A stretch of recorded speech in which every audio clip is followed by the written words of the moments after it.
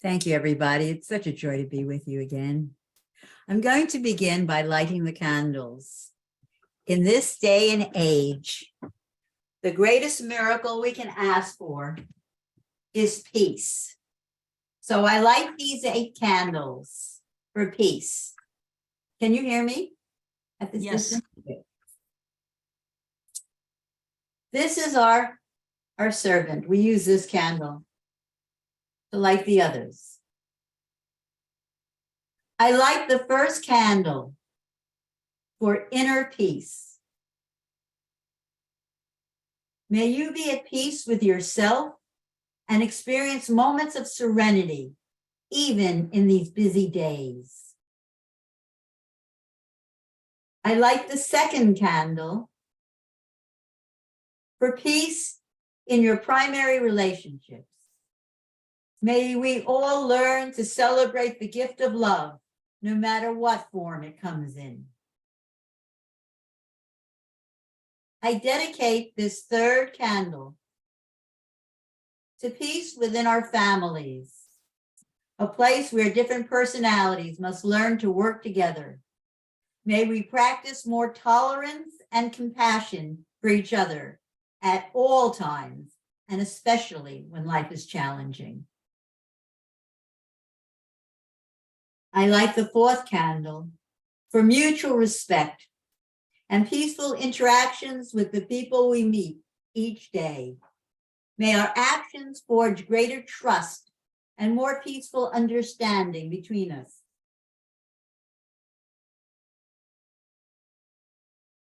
I light the fifth candle. The sixth keeps wanting to light. I light the fifth candle for our communities.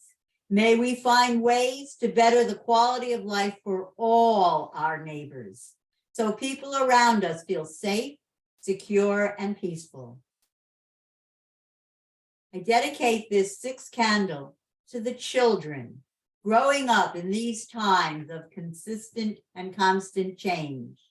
May they forge new pathways of peace that will last for many, many generations to come.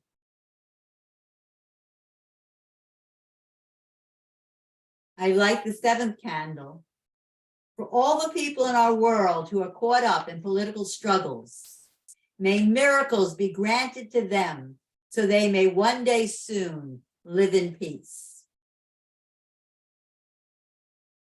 This last candle I light for you. All the wonderful people at Scoof who are trying their best to live up to high ideals. May you be successful in bringing more peace into your life and into the world around you.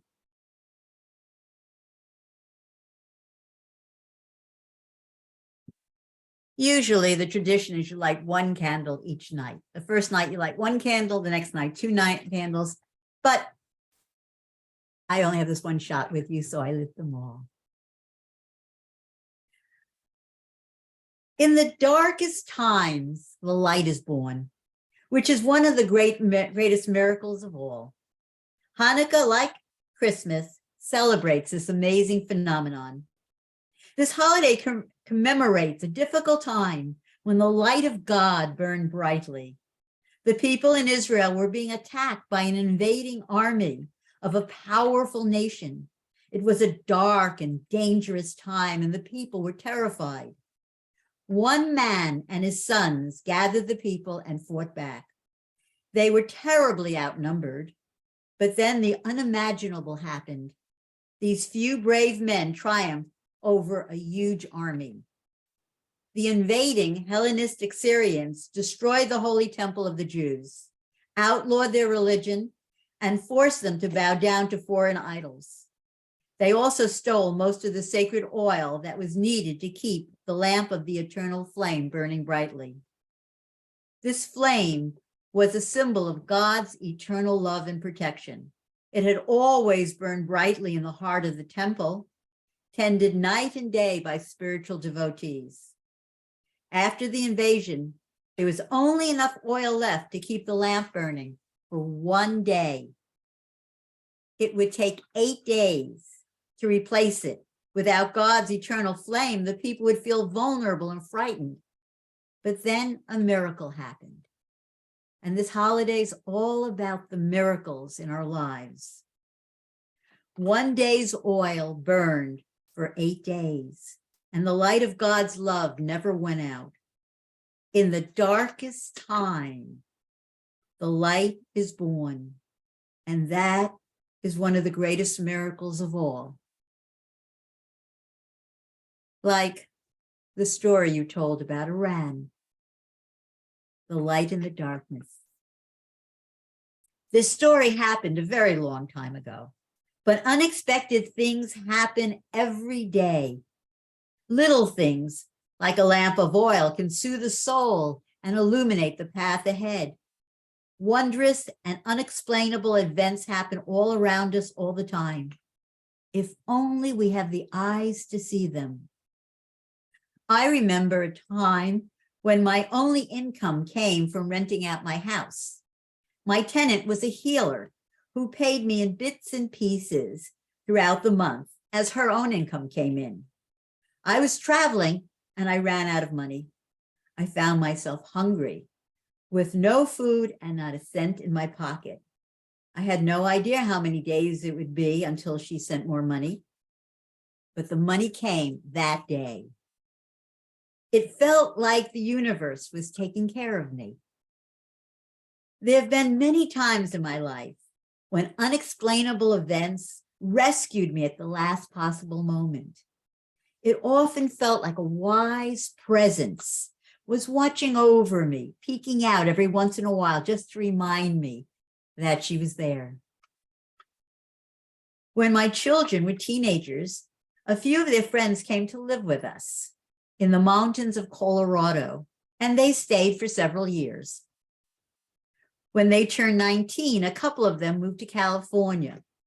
When Leah, one of my adopted teenagers, turned 19, she went to California to join the others, but she wasn't happy there. So she traveled on to New York, where she found more opportunities as an artist. When she came home at Hanukkah, she told me she was living in Brooklyn. That's where I grew up. I asked her which neighborhood, and she replied, Williamsburg, my old neighborhood. What a coincidence. Then she told me which street, which building, which apartment. It turned out to be my best friend's apartment. From Colorado to California to New York, of all the apartments in the whole United States, Leah moved into my best friend's apartment. This was beyond coincidence. It was a miracle. In my 20s, I was living in San Francisco, the city of love. My roommate, Meredy, asked me if her cousin could stay with us for a month, and I agreed. I had no contact with him after that. Unbeknownst to me, he moved to Denver, where he enrolled in a Kabbalah class. 2 students in the class were engaged. They were named Charles and Lise. A few months later, the couple broke up and he married Lise. 4 years later, I moved to Boulder. I met and married Charles.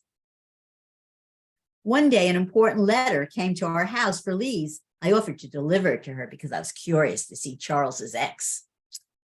I was shocked when Meredy's cousin opened the door and told me he was her husband. Once again, random forces proved to be anything but random. Miraculous events take us out of the ordinary and lift us up into the amazing. The 7th principle, the interconnected web of all existence of which we are a part, refers to amazing patterns that are weaving our fate, and they explain the unexplainable. We each have the power to connect deeply with each other and with forces beyond the everyday world. Guidance and support can come from many different realms. Life naturally has its tides. Beneath seemingly consistent, neat, and tidy realities, there lies infinite possibilities. Sometimes we wear blinders and only see what we expect to see. Our minds filter out all the other possibilities. But when we remove those blinders of expectation, we can see profound miracles interwoven in ordinary events. Believing in miracles is important because it feeds our faith in life. Miracles can be found everywhere in everyday things. When I wash a dirty dish, it just amazes me that the hot water melts the dirt away and the cold doesn't even touch it. The properties of water, those are miracles. They're extraordinary. When I wipe a dirty surface with a cloth, sometimes I have to throw the cloth away because it won't come clean. But my hands always come clean, no matter how dirty they get. These are miracles, everyday miracles. When I find myself in a dark place, I know that it's time to go deeper into the dark within myself. And there I always find the sacred oil, the fuel, that light of inspiration, and God that guides me out of the darkness and into the light of understanding, of happiness and success. Life is cyclical.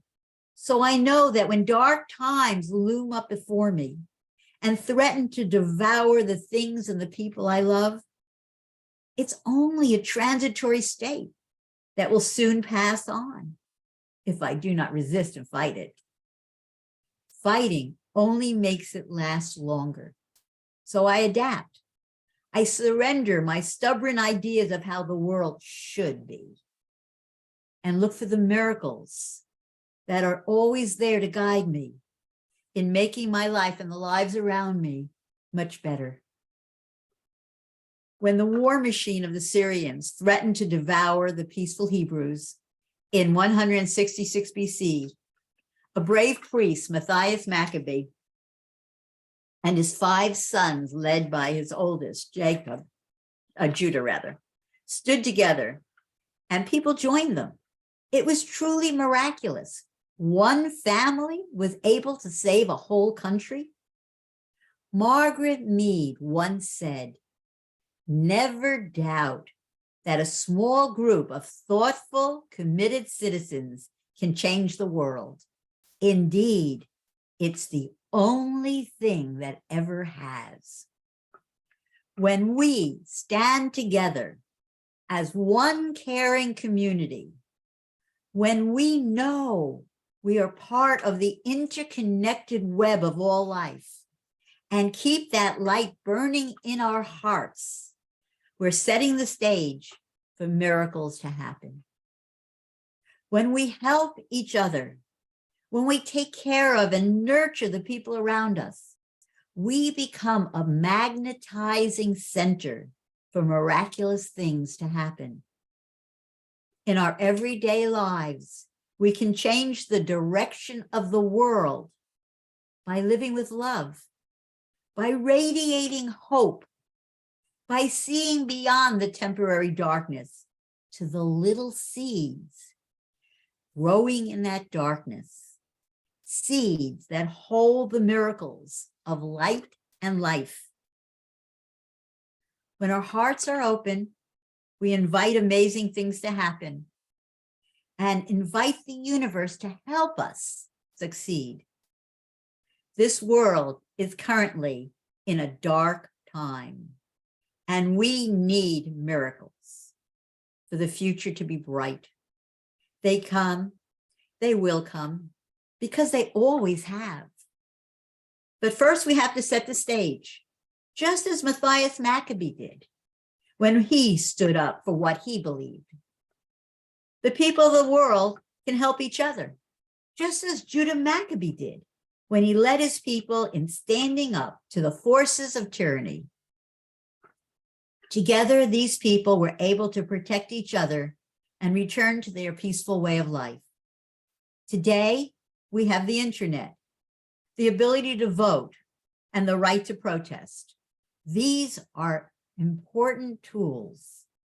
With determination and inspiration, we can live our lives with integrity and by our own example, change the world around us. In the end, each of us, with our unique gifts and our interesting differences, are really life's greatest miracle of all.